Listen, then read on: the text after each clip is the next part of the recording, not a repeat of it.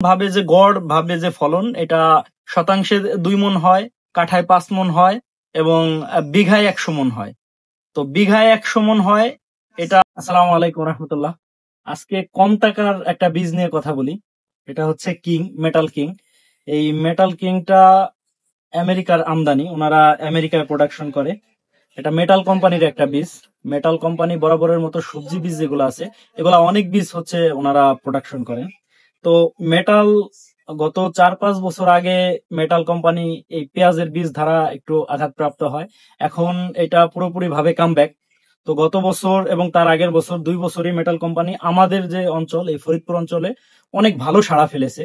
তো ওইভাবে করে এই মেটালের অনেকটা চাহিদা এই বছর আমরা দেখতে পাচ্ছি যে গতবারের তুলনায় চাহিদাটা বেশ ভালো, বেশ ভালো। তো মেটাল কোম্পানির যে পেঁয়াজের ধরন এবং পেঁয়াজের বীজের যে জার্মিনেশন এবং পেঁয়াজের ফলন, সংরক্ষণ, এই 3টা বিষয় খুবই ইম্পর্টেন্ট। তো ওনারা পেঁয়াজের বীজ সম্পর্কে যতটা লিখেছে, বিশুদ্ধতা 98% এবং প্রত্যেক বীজের যেই আর্দ্রতা আছে এটাও তাই। বীজের জার্মিনেশন সর্বনিম্ন 80%, উপরে 90-95 এমন হয়ে থাকে। তো সর্বনিম্ন হচ্ছে বীজের জার্মিনেশন 80%। এবার হচ্ছে বীজের যে ফলনটা মোটামুটি উর্বর মাটি এবং আবহাওয়া, দুইটা বিষয় খুবই ইম্পর্টেন্ট। আমি প্রত্যেক ভিডিওতেই বলে থাকি যে আপনি যেই বীজের যেই বছর ফলনের আশা করছেন বা ভালো ফলনের বিষয়টা লক্ষ্য করছেন, ওই বছরের আবহাওয়াটা ওইরকম হওয়া দরকার। এটা খুবই ইম্পর্টেন্ট। এটা শুধু যে পেঁয়াজের বীজের ক্ষেত্রে এমন না, প্রত্যেকটা বীজের ক্ষেত্রে, প্রত্যেকটা গাছের ক্ষেত্রে একইভাবে হচ্ছে এই বিষয়টা কাজ করে, আবহাওয়ার বিষয়টা। তো এবার আসি হচ্ছে পেঁয়াজের যে গড় ওজন। পেঁয়াজের গড় ওজন হচ্ছে 60 থেকে 80 গ্রাম। এই কিং এর 60 থেকে 80 গ্রাম হয়। তবে কোথাও কোনো জায়গায় কম বেশি হতে পারে, সেটা মাটির উর্বরের কারণে হয়ে থাকে। এটা আমি আবারও বলছি, আই রিপিট, কোথাও যদি গড় ওজন কম বেশি হয়ে থাকে সেটা হচ্ছে মাটির উর্বরের কারণে হয়ে থাকে। সাধারণভাবে পেঁয়াজের ওজন 60 থেকে 80 গ্রাম, এটা অ্যাভেলেবেল হয়ে থাকে। যেটা আমি বিগত বছর এই পেঁয়াজটা নিজে করেছি এবং আমার ফেসবুকে এটা আপলোড দেওয়া আছে। মেটাল কোম্পানির যে ম্যানেজার আছে, ম্যানেজার নিজে শেয়ার করছে আমার এই পোস্টটা, অবশ্য দেখবেন।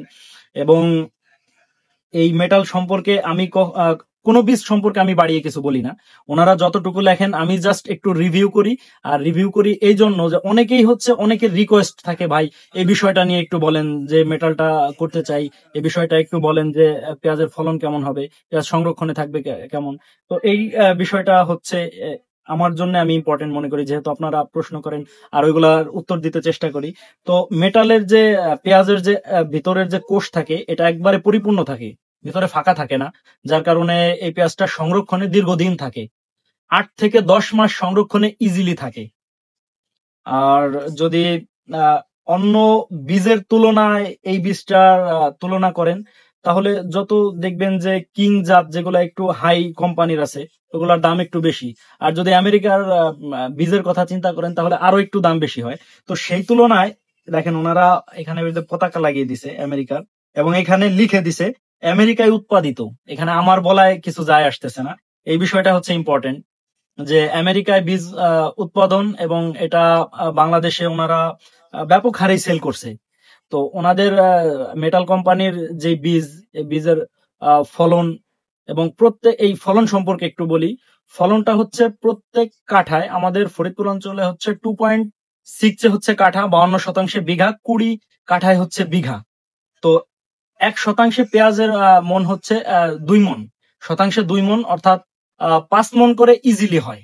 5 মণ করে আপনি যদি ঠিকভাবে পরিচর্যা করতে পারেন তাহলে 5 মণ করে আপনি ফলন ইজিলি পাবেন। এটা ডাউটের কিছু নাই বা টেনশনের কিছু নাই, 5 মণ করে ফলন হয়। তবে হ্যাঁ, ওই যে বিষয়টা প্রথম দিকে বলতেছিলাম যে মাটির উর্বরের দিক যদি চিন্তা করেন, যে কোথাও কম কোথাও বেশি, অনেক জায়গায় হয় কি যে মাটি এঁটে থাকে। যখন পানি জমিতে সেচ দেওয়া হয়, সেচ দেওয়ার কারণে মাটি এঁটে যায়।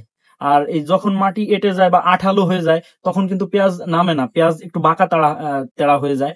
আর যখন কোনো উর্বর মাটিতে লাগানো হয়, যে আপনি হাত দিয়ে ডলা দিতেছেন বা ইট চেলে লাগাইতেছেন, অটোমেটিকলি গুঁড়া হয়ে যাইতেছে। তো ওই মাটির পেঁয়াজের সাথে তো এই মাটির পেঁয়াজ এক করলে হবে না।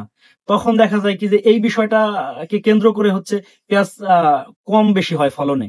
তবে সাধারণ ভাবে যে গড় ভাবে যে ফলন এটা শতাংশে 2 মণ হয়, কাঠায় 5 মণ হয় এবং বিঘায় 100 মণ হয়। তো বিঘায় 100 মণ হয়, এটা ওইভাবে করে গড় ওজনে ঠিক আছে, কিন্তু কম বেশি হচ্ছে মাটির কারণে হয়। যাদের 33 বিঘা আছে তাদের ওইভাবে হচ্ছে গড় হিসাব আসবে ফলনে, যাদের 52 বিঘা আছে তাদের গড় হিসাব আসবে 100 মণে ওইভাবে। তো এই মেটাল নিয়ে দীর্ঘ আলোচনার কিছু নাই, সংক্ষেপে যতটুকু সম্ভব বলতে চেষ্টা করলাম। তো মেটাল কোম্পানি যে দামটা নির্ধারণ করছে এই দাম হিসাবে আমি মনে করি যে এটাও একটা বেটার বীজ। যাদের যাদের কম বাজেট আছে, এই কম বাজেটের মধ্যে কিংটা বেটার হইতে পারে, এটা চাইলে আপনি করতে পারেন। তো অল্প টাকার মধ্যে ভালো কিং যদি আপনি করতে পারেন তাহলে এটা বেটার কিছু হইতে পারে আপনার জন্য। তো সকলে ভালো থাকবেন, সুস্থ থাকবেন। আল্লাহ হাফেজ।